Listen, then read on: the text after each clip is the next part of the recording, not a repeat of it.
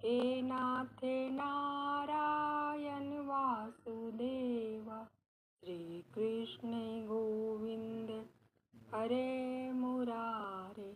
हे नाथ नारायण वासुदेव। 18वां अध्याय मोक्ष संन्यास योग। अर्जुन बोले, हे महाबाहु,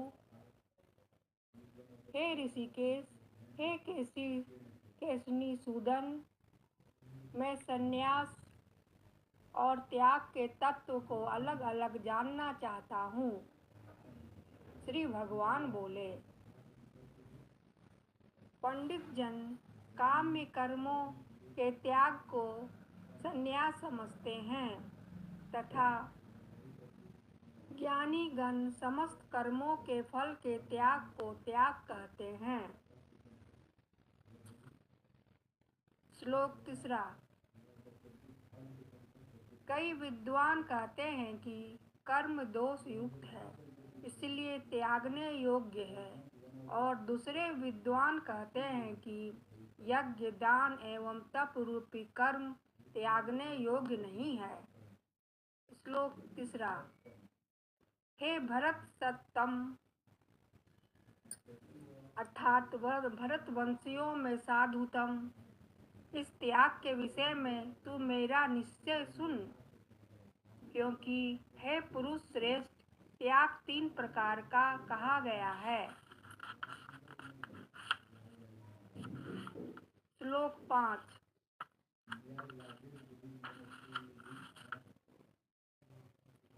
यज्ञ दान एवं तप रूपी कर्म त्यागने योग्य नहीं है, वह तो करनीय ही है, क्योंकि यज्ञ दान एवं तप ही मनुष्यों को पवित्र करने वाले हैं। यज्ञ दान तपः कर्म न त्याज्यम कार्यमेव तत्, यज्ञो दानम तपश्चैव पावनानि मनीषिणा। श्लोक 6। किंतु हे पार्थ, ये कर्म भी आसक्ति और फलों को छोड़ के ही किए जाने चाहिए। यह मेरा निश्चित किया हुआ उत्तम मत है। श्लोक 7। नियत अर्थात शास्त्र विहित कर्म का तो त्याग नहीं बन सकता। मोह के कारण किया हुआ उसका त्याग तामस त्याग कहा गया है। 8वां श्लोक। जो कुछ कर्म है वह दुख ही है, इस प्रकार समझकर यदि कोई शारीरिक कष्ट के भय से कर्म को त्याग दे तो वह ऐसा राजस त्याग करके त्याग के फल को कभी नहीं पाएगा। 9वां श्लोक। हे अर्जुन, कर्तव्य ही है, इस प्रकार समझकर जो नियत अर्थात शास्त्र विहित कर्म आसक्ति तथा फल को त्याग कर ही किया जाता है, वह त्याग सात्विक माना गया है। 10वां श्लोक। सत्व गुण से युक्त बुद्धिमान तथा संशय रहित त्यागी मनुष्य अकुशल अर्थात अशुभ या काम कर्म से द्वेष नहीं करता तथा शुभ या नित्य कर्म में आसक्त नहीं होता। 11वां श्लोक। क्योंकि देहधारी अर्थात देह में अभिमान रखने वाले व्यक्ति के द्वारा संपूर्णतया समस्त कर्मों का त्याग किया जाना संभव नहीं है, इसीलिए जो कर्म फल का त्यागी है वही त्यागी है, ऐसा कहा जाता है। 12वां श्लोक। कर्म फल का त्याग न करने वालों के में कर्मों का अनिष्ट अर्थात बुरा, इष्ट अर्थात अच्छा तथा मिश्र अर्थात दोनों मिला हुआ, ऐसे 3 प्रकार का फल मरने के उपरांत होता है। किंतु सन्यासियों अर्थात कर्म फलम के कर्म भी नहीं होता। 13वां श्लोक। हे महाबाहु, कर्म समाप्ति रूपी सांख्य में समस्त कर्मों की सिद्धि के लिए कहे गए इन 5 कारणों को तू मुझसे जान। 14वां श्लोक। यहाँ अधिष्ठान कर्ता विविध प्रकार की अलग अलग चेष्टाएं और उसी प्रकार 5वां हेतु देव है। 15वां श्लोक।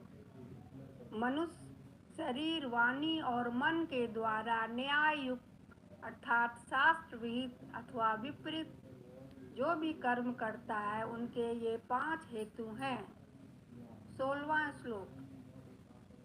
परंतु ऐसा होने पर भी जो मनुष्य असंस्कृत बुद्धि के कारण केवल विशुद्ध आत्मा को कर्ता के रूप में देखता है वह दुर्मति वास्तव में नहीं देखता।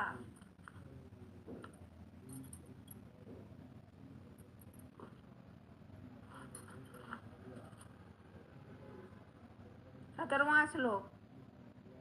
जिसमें अहंकृत अर्थात मैं करता हूँ इस प्रकार का भाव नहीं है तथा जिसकी बुद्धि कर्म फल में लिप्त नहीं होती वह इन समस्त प्राणियों को मारकर भी वास्तव में नहीं मारता है और नो पाप से ही बद्ध ही होता है।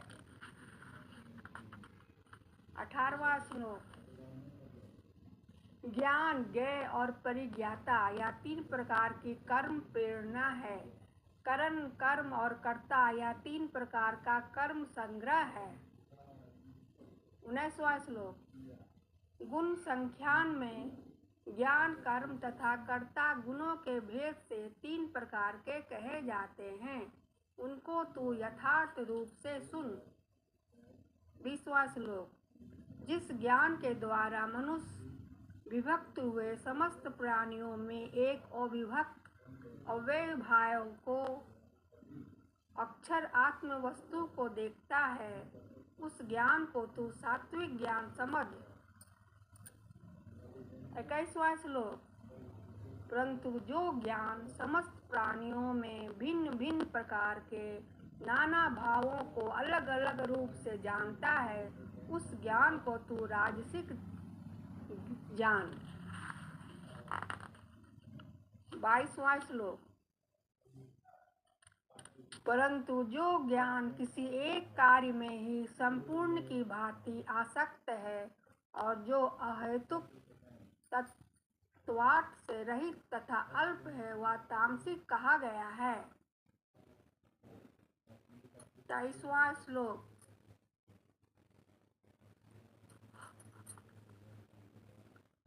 जो फल न चाहने वाले पुरुष के द्वारा राग द्वेष के बिना किया गया शास्त्र विहित से नियत और आसक्ति रहित कर्म है वह सात्विक कहा गया है। 24वां श्लोक। परंतु जो कर्म भोगों को चाहने वाले पुरुष के द्वारा या फिर अहंकार युक्त पुरुष के द्वारा बहुत परिश्रम पूर्वक किया जाता है वह